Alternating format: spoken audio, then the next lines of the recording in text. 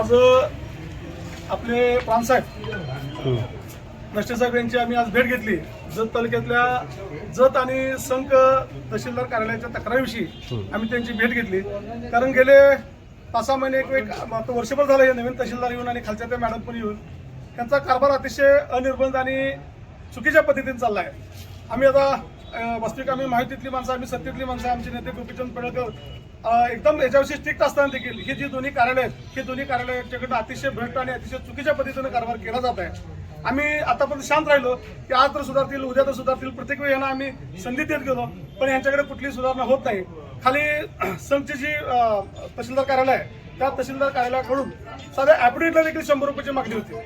मग सगळं उत्खनन असेल तर प्रत्येक ठिकाणी पैशाची मागणी चालू आहे। तिथल्या तहसीलदार कार्यालयामध्ये 155 असतील किंवा 85 सेक्शनच्या खाली जी कामं आहेत त्याच्याकडे अवास्तव निधीचा, अवास्तव पैशाचा मागणीचा यांच्याकडून मागणी होत आहे। आम्ही तहसीलदार साहेबांच्या एक कानावर घातलं की तहसीलदार साहेबांना सांगितलं ह्या गोष्टी चुकीच्या आहेत, ह्या गोष्टी बरोबर नाहीत, असं करणं बरोबर नाही, तुम्हाला करिअर आहे, तुम्ही अशा गोष्टी करू नका, तुमचे जे लोक आहेत त्या लोकांना सावरा तुम्ही। तरी कुठलं सावरलं जात नाही, काही नाही, प्रत्येक ठिकाणी पैशाची मागणी वाढली आहे।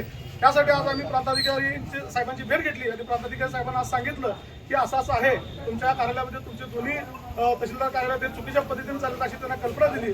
आणि अशीच कल्पना आता आम्ही आमचे नेते आमदार साहेब गोपीचंद पडळकर साहेब येणार आहेत, त्यांना पण आम्ही तशी कल्पना देणार आहे आणि अशी ही तक्रार पुन्हा आम्ही जाऊन जिल्हाधिकारी साहेबांना पण करणार आहे। आता आम्ही जी प्रांत साहेबांच्याकडे आमची जी भेट झाली त्याच्यामध्ये त्यांनी सांगितलं की दोन्ही कार्यालयाविषयी तुमच्या ज्या तक्रारी असतील त्या आम्ही ऐकून घेतल्या आहेत आणि एका कार्यालयाची म्हणजे कुठल्या समजा की बाबा तहसंक कार्यालयाविषयी जी काय तक्रार आहे ते जिल्हाधिकाऱ्याकडे आम्ही रिपोर्ट केला आहे आणि इथल्या जे काही चुका होत आहेत त्या चुका आम्ही सुधारून घेण्याचा त्यांना म्हणजे हे देतो, कल्पना देतो तहसीलदार साहेबांना, असं आम्हाला प्रांत साहेबांनी सांगितलं आहे।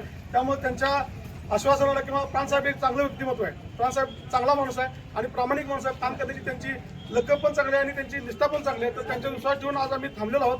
त्यामध्ये काय सुधारणा होते का पाहिलं जाईल, जर नसेल तर आम्ही जत तालुक्यातली जी पीडित लोक आहेत त्या पीडित लोकांना घेऊन पुन्हा ह्या लोकांना प्रतापवित केल्याशिवाय सोडणार नाही। आणि अँटी करप्शन संघ आमचे काय संबंध आहे ते सगळ्या तालुक्यात जाहीर माहिती आहे। पाठीमागे संघचे एक तहसीलदार असेच काहीतरी करतो तर त्यांना आम्ही योग्य तिरस्कार दाखवलाय।